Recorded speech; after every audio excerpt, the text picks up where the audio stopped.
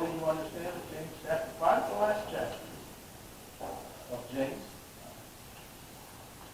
I learned very early on my books of the Bible. I didn't necessarily learn how long each one is. But those are things to tuck away in your mind. It's a good thing to know books of the Bible and how long they are. That way you'll never get caught when the pastor says, please turn to Hezekiah. Is there any point?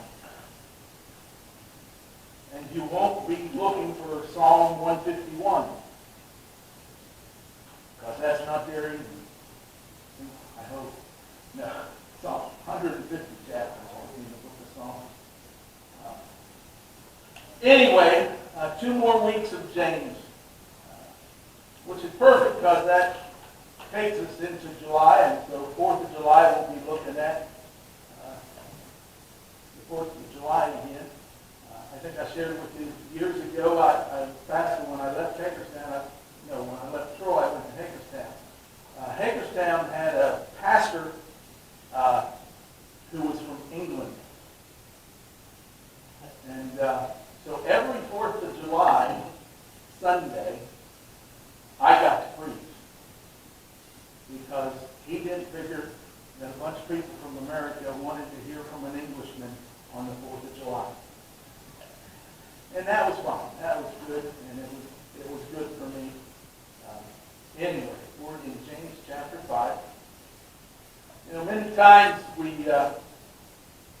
get envious or we watch too much the rich. And we wonder, God, why are you blessing them like that or not? Why am I still poor? They drive expensive cars. They live in mansions.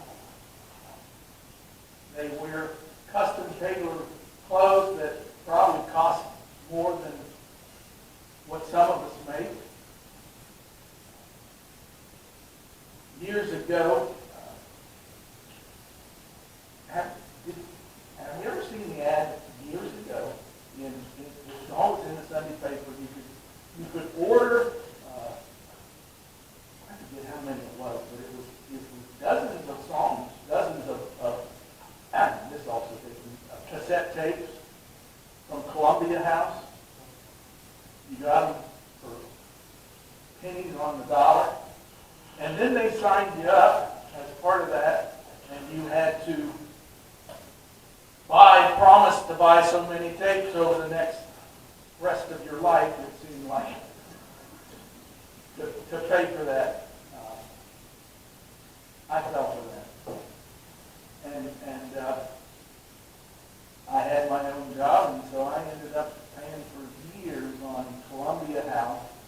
They'd give you a card every month. They'd send it to you. If you didn't send it back, you got to take it.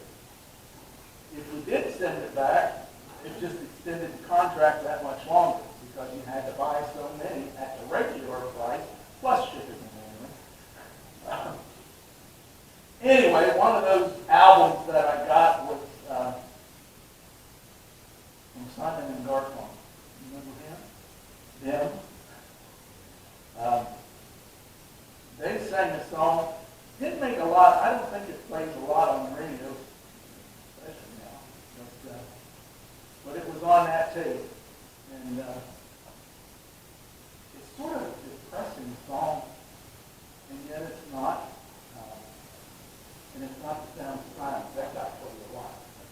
But Richard Cory. I was going to just start with who knows Richard Cory? Does anybody here know Richard Cory? They wrote a song about a guy named Richard Cory. And I'm not going to sing it, though his words sort of sing-songy, so. They say that Richard Cory owns one half of this whole town, with political connections to spread his wealth around. Born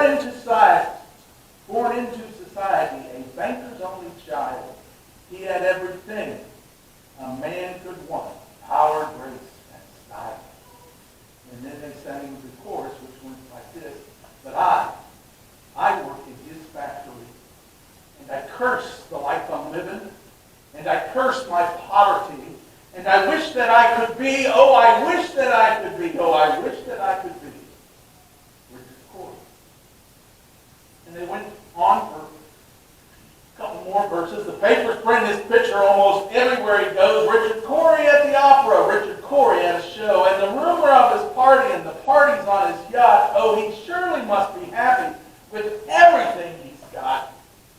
He freely gave to charity. He had the common touch, and they were grateful for his patronage, and they thanked him very much. So my mind was filled with wonder when the evening headlines read, Richard Cory went home last night with a bullet in his head. And then they closed off, going back to the chorus, and you're wondering, where are you coming from, Simon Garfunkel? He said, and I worked in his factory, and I cursed the life I'm living, I cursed my poverty, I wish that I could be, oh, I wish that I could be, oh, I wish that I could be Richard Cory. That's pretty depressing, isn't it? You know, you look at quotes, and you can find all kinds of good quotes from rich people. And people eat them up. H. Ross Perot, another one that hates me, but goes back. He tried to help get the people out of Iran when they were taken right before Ronald Reagan came in office. He quoted this quote out of Fortune magazine. He was asked about riches. He says, remember, if you get real lucky, if you make a lot of money, if you go out and buy a lot of stuff, it's going to break. You've got your biggest, fanciest mansion in the world. It has air conditioning. It's got a pool. Just think of all the pumps that are going to go out. Or go to a yacht basin. I'm not sure what a yacht basin is. I guess that's where they work a lot of yachts. I don't know. But go to a yacht basin in any place in the world, nobody is smiling, and I'll tell you why. Something broke that morning. The generator's out, the microwave doesn't work. Things don't mean happiness. J. Paul Getty, I believe he made most of his in oil. Perot also made it in oil.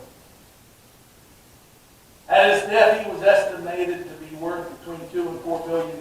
That's minor compared to what people are worth today.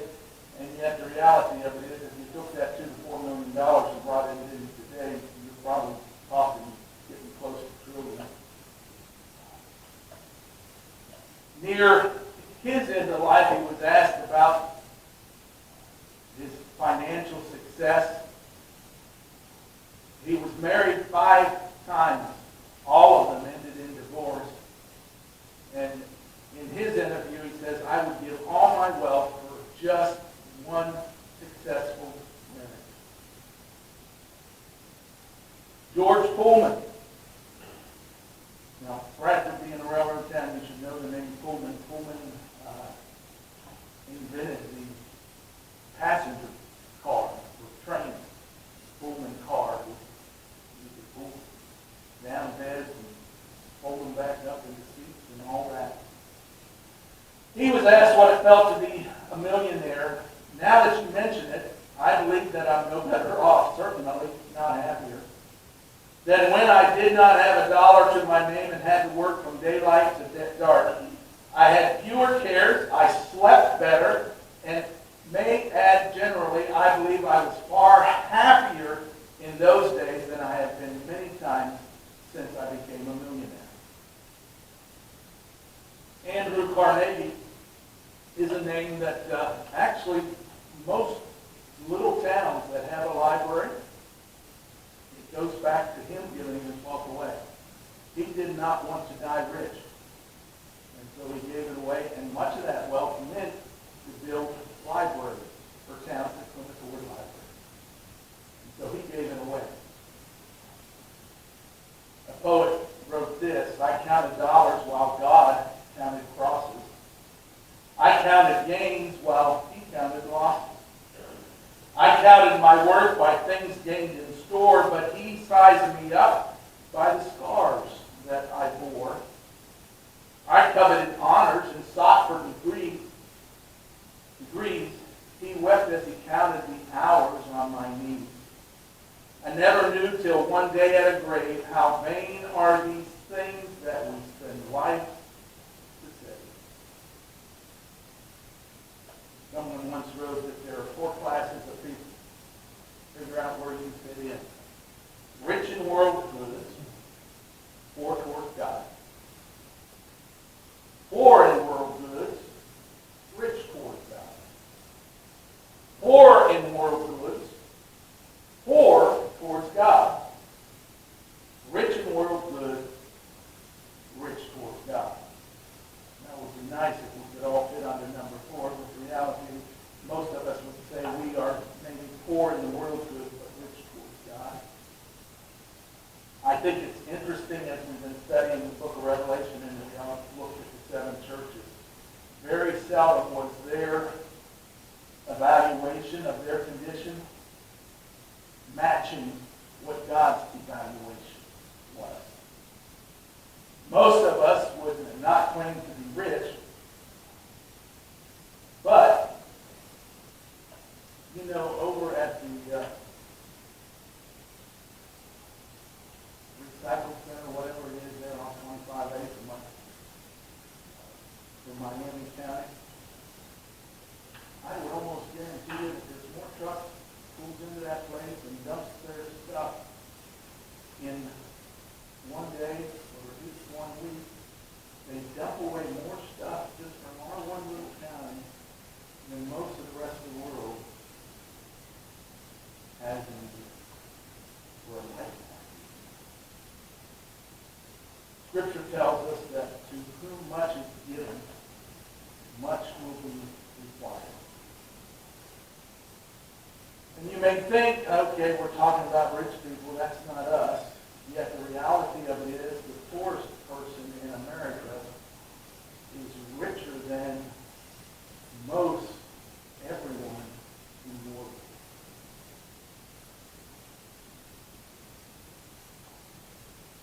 We're rich.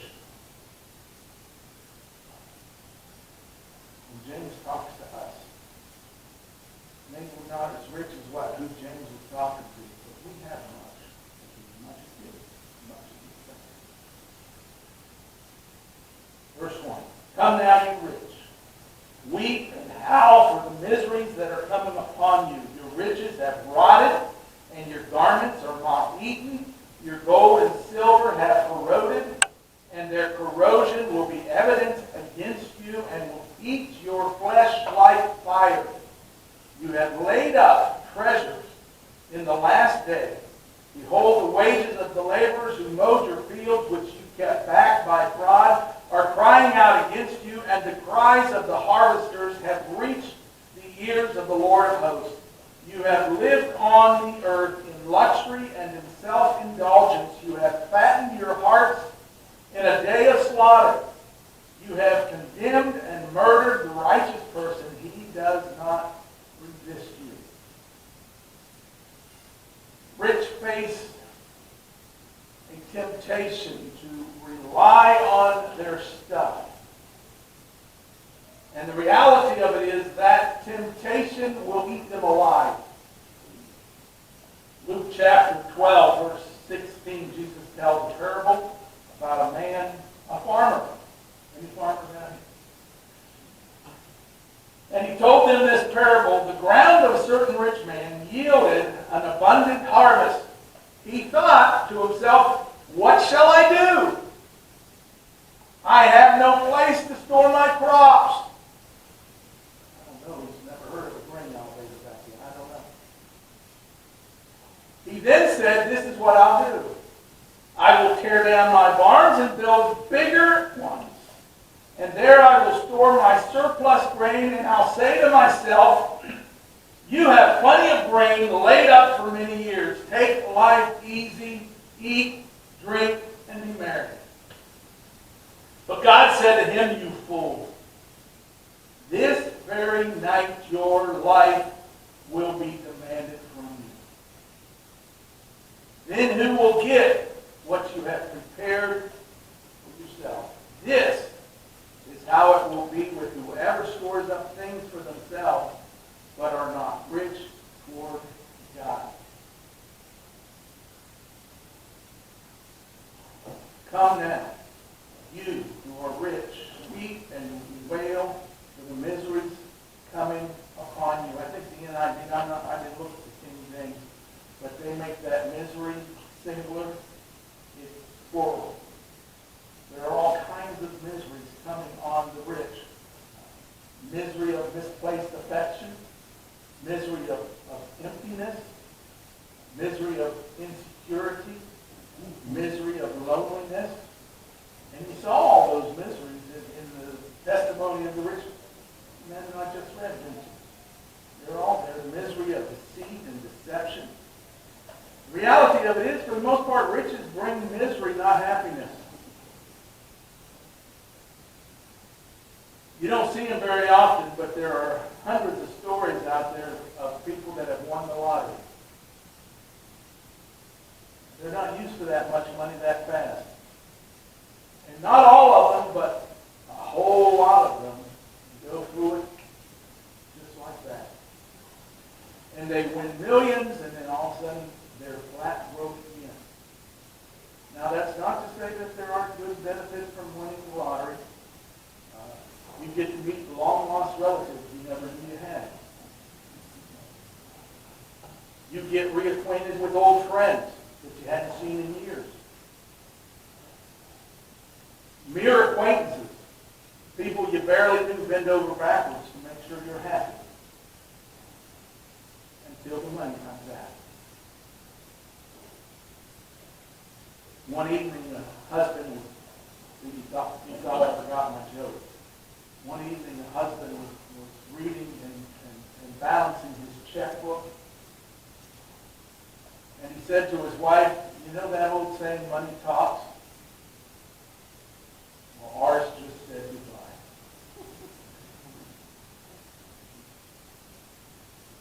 Money talks. It says goodbye. Just goodbye. Your riches have rotted, your garments are moth-eaten, your gold and silver have corroded. It will rot. How many's ever bought a bunch of celery? A stalk of celery. I wish they'd sell celery in such a way that I could buy it without throwing half of it away. By the time I get to, I try to eat salad, and so I have celery back there in the refrigerator this morning. Invariably, my celery gets all wimpy and yucky before I get to the end of it, because I can't buy just a little bit. Produce goes bad. You ever been in your kitchen wondering what that smell was? Most of the time it's the rotten tomatoes. Not tomatoes, rotten potatoes. Oh, I also buy eggs for my salad, and I had a smell in the refrigerator in the church, and I thought, where is that coming from? I actually blamed you. Because it was right after you brought in the home canning jars of whatever it was that she canned, and I thought, I wonder if she spilled somebody. And I blamed her for 2 or 3 days. And then I was getting my salad out, and I got clear to the back of the drawer, and there was one little hard-boiled egg that I had missed. I threw it away, and the smell disappeared. Things rot. You can go anywhere in Miami County and see evidence of rotting buildings, can't you? They're all over the place. You leave a building empty long enough, It will fall down, won't it? It just will go. It will be rotted.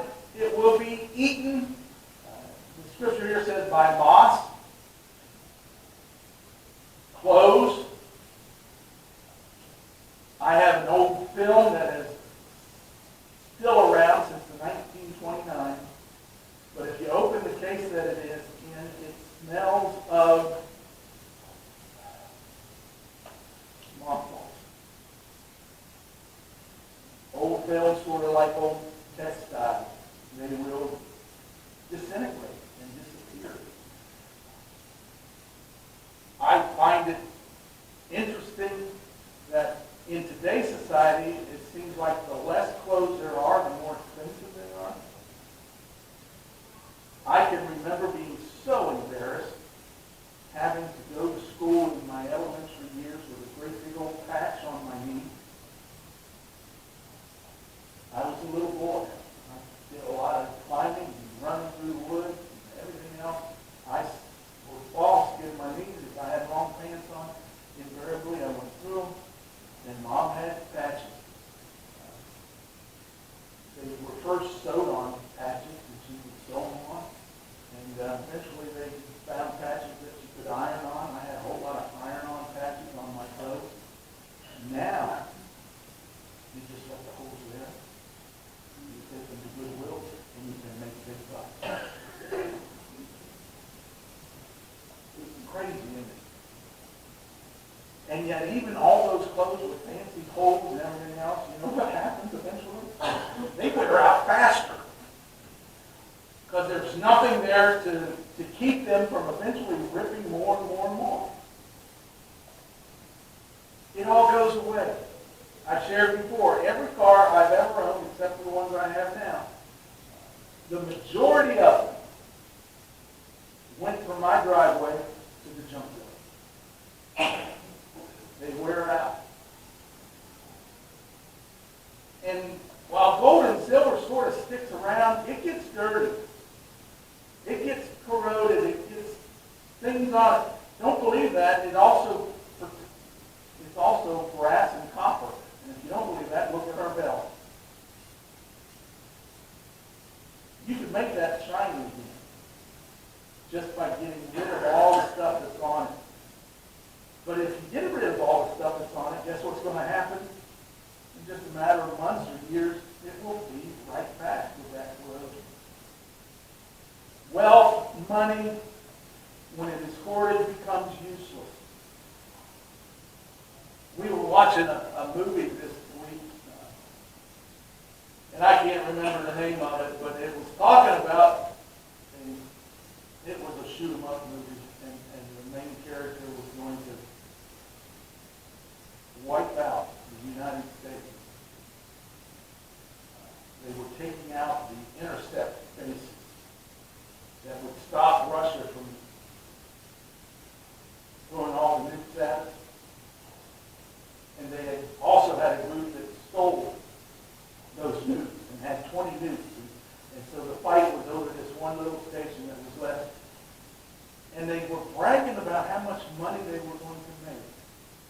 And I looked over at Carol, and I said, they're talking about all these dollars that they're going to get, millions and millions of dollars they're going to get, and yet they're going to destroy the United States. Who's going to stand behind all those dollars?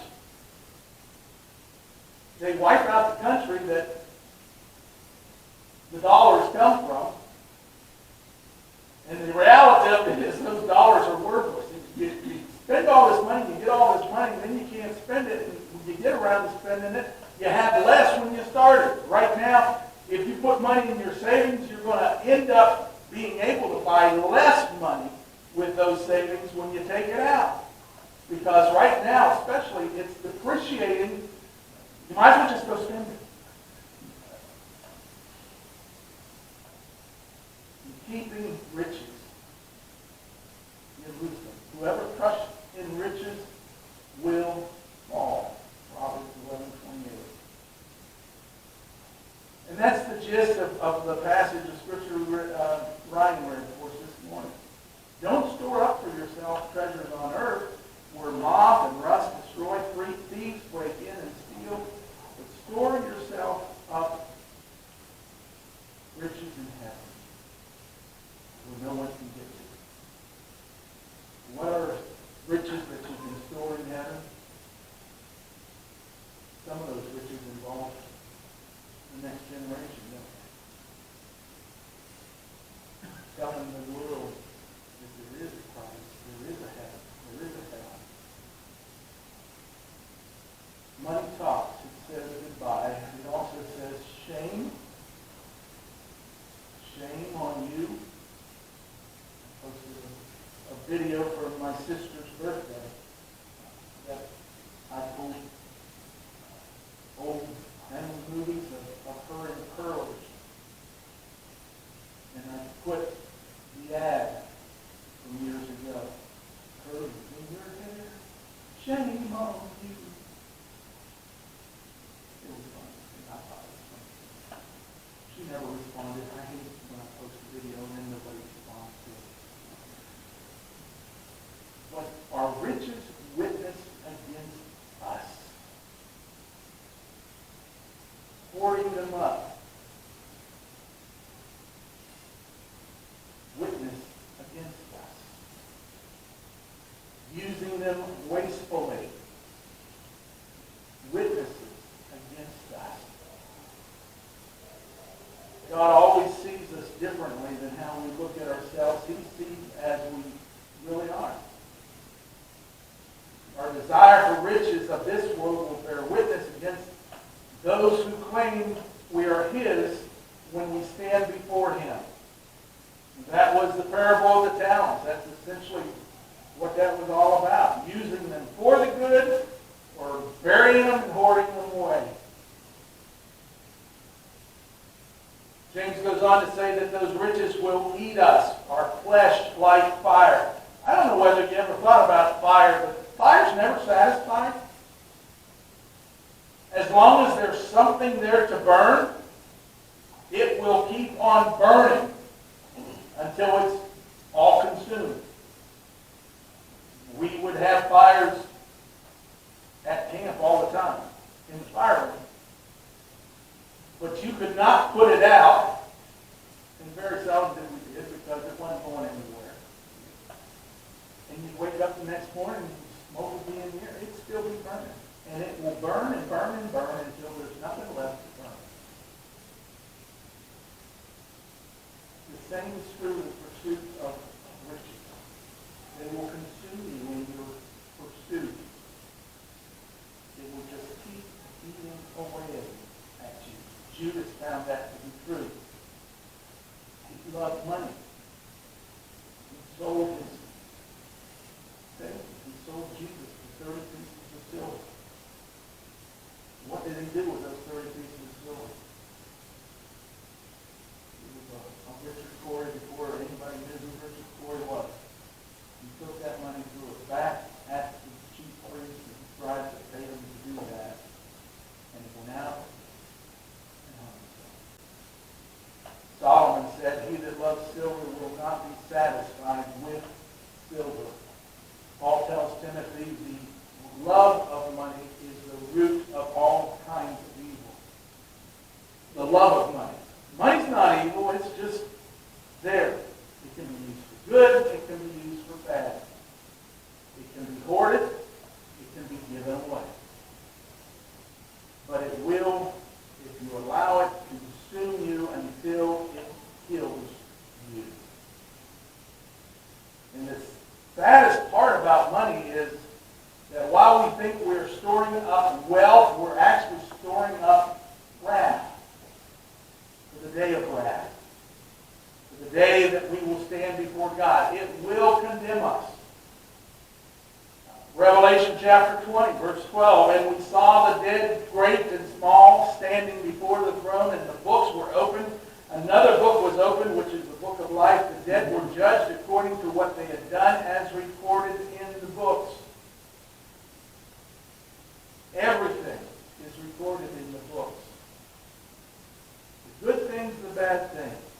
Now you read that and you think, well, as long as the good outweighs the bad, no, that's not it. In fact, the great white throne for the most part is judging sinners. The guilty verdict already in. Because their names were not written in the book of life. And they stand before God and they think, oh, I'm finally out of that place I've been. And at the end he says, you're all guilty. You're going to the lake of fire. As treasures of wealth are heaped up on the earth, treasures of wrath are being heaped up by God.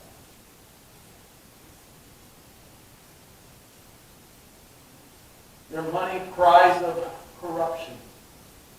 You have lived on the earth in luxury and self-indulgence. You have fattened your hearts in a day of slaughter. You have condemned and murdered the righteous person. He does not resist you. Wealth turns us into defrauders. You could put a whole lot of things in that blank that I left there. Defrauders, cheaters, liars. They all fit. We become willing to do anything for just a few more dollars or just to stay in power. Another thing that we watched this week was a documentary on the 2020 election. It's named 2,000 Mules. If you get the chance to watch it, you're going to get mad. But it uses cellular phone data that is tracked on everybody. If you've got a cellular phone, you're being tracked. And there's companies out there that can pull up all that. And you can actually ask for criteria. I only want to see this. I only want to see that. And they'll give it to you. They have video of cell phone tracking of people visiting drop boxes for ballots everywhere. And they focused on just a very slim margin. You had to visit at least 10 different drop boxes in order to show up. It didn't track anybody that only did 9. And you watch them going from this place to this place, and then back to this place, and this place, and that place. And each time they visited a drop box, they were dropping off 5, 10, 15 ballots that they had collected. And once it goes into the box, it's in there. You can't say who it came from or anything else. It's just there. Yeah. January 6th. All he was trying to do was get to somebody actually look at the evidence for the ballot. Because it didn't make any sense, and it still doesn't make any sense. And this is a little bit political, but it just ties in. People will cheat to stay in power. And they justify that cheating by saying, we're getting rid of that guy. And we really need to get rid of that guy.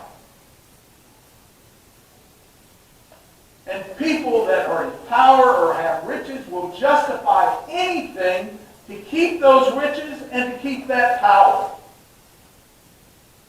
You'll have good factories here in America where it costs a whole lot of money to run a factory. And the owner will send it to Mexico so they can make more money. The NBA makes more money off of China than they do off of America. And they do it. They want it. Who makes Nike shoes in China? Slave labor. And yet, you can't confront them about it. And again, you just can't go here without mentioning all this. We live in a very corrupt world. The love of money produces all kinds of evil. And that evil's going to get worse and worse. It's not going to get better. Read the book of Revelation, it's true. It hasn't been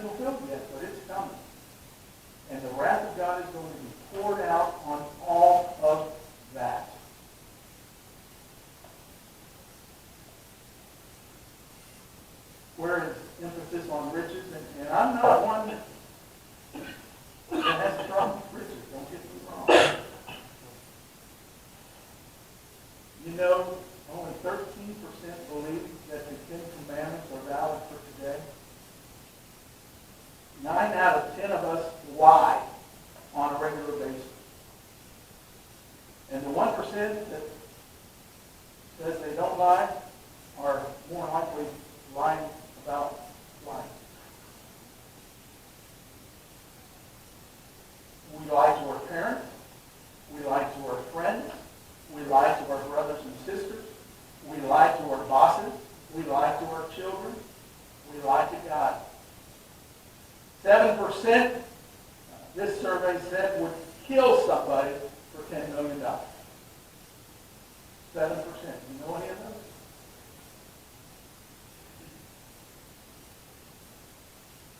Years ago, I used to use an illustration. I haven't used it for a number of years. But there was a rich man sitting beside a very beautiful woman on a plane, and he made her a proposition. He said, would you sleep with me when we land for $5 million?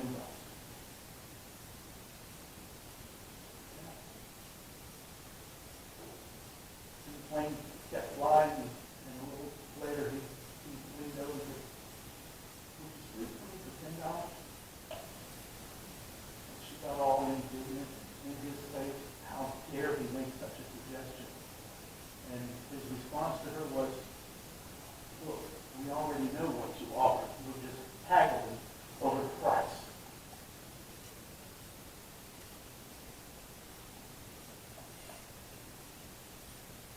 Turns us into selfish pleasure seekers. We seek bigger houses, bigger cars, bigger recreation, food, power, recognition, honor, fame. The pleasure, Paul says, one that lives for pleasure are being dead while they are yet alive. Dead men walking. And it makes us ready for slaughter. It doesn't really come out in the way that he worded it, but he's alluding to maybe a cow. You know, cows got it made. Got lots of good food, lots of good grass. The meals are always provided. It's always there. And he's got it made. Nice stall to live in, and they clean it out for him. And yet they're getting them ready for the market. He thinks he's got it made, but he's getting fattened up to provide food. And he's the food. It turns us into murderers. We have an overabundance of food, and that may not last too long from if you read the headline. But we have very few that die from starvation yet. And some of you are busy hoarding up food, and that's fine. You need to be prepared. But understand things get rotten. We get caught in an act of sin, and we try to cover it up. An act of abortion. We know the gospel message and we don't share it with people, not just around the world, but across the street, maybe even in our own house. Are you not a murderer when you do that? The reality of it is money can't be silenced. It will talk no matter what you do. And your use of money just doesn't talk, it shouts. What you do with your money says an awful lot about what your heart is and what's on your mind. Where your treasure is, there will your heart be. You can't keep money from talking. What's it going to say about you? What's it going to say about you? Is it going to say, well, you blew it? You'll leave it all behind, by the way. We're trying to figure that out. But does your money scream out that you trust God? you love him and the world. What's your money saying? What will your money say when you leave it all behind? Father, thank you for this word. Rough passage. Lord, help us to be rich in you. And maybe or maybe not rich in this world. But let our focus be on riches in heaven, where nothing can take away what we have given to you. In Jesus' name I pray.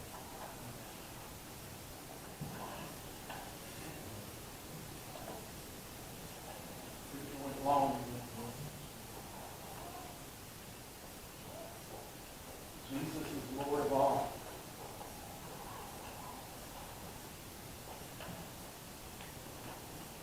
We talk a lot about giving to God, and we think that as long as we give him 12%, he's satisfied, but he owns that. That's all.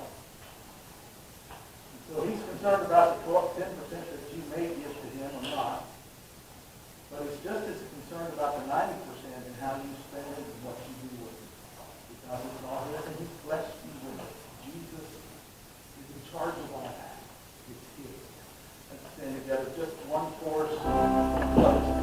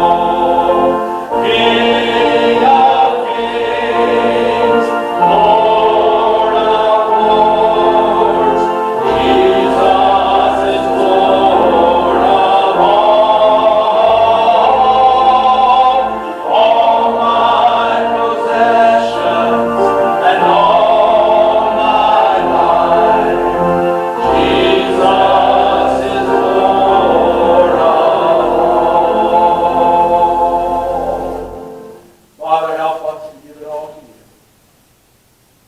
Help us to use everything that